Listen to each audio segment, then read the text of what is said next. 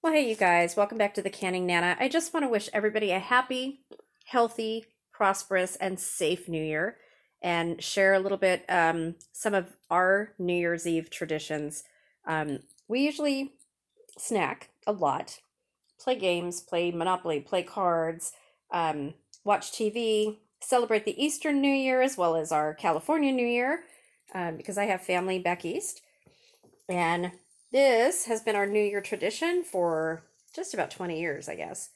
It's really cool. It's a little grill, and we've done everything. Tonight we're doing steak. It's what, ribeye steak, and we have shrimp and scallops. Um, but we've done lobster, we've done crab. Wanted crab tonight, but the king crab legs didn't look terrific, so we didn't get any. So maybe next week.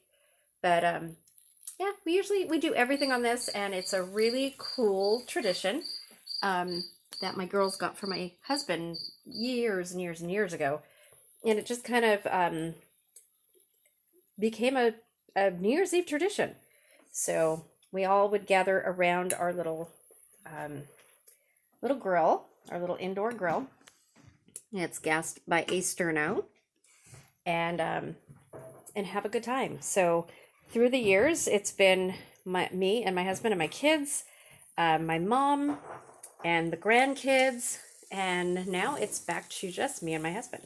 So it's really cool. We are having a blast doing this. We really are. This is like the best holidays in a long time.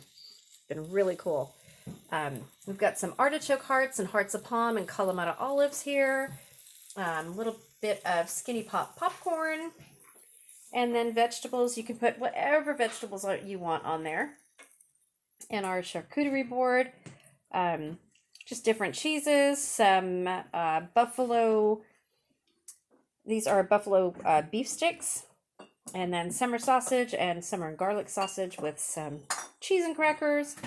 And that will last us all night.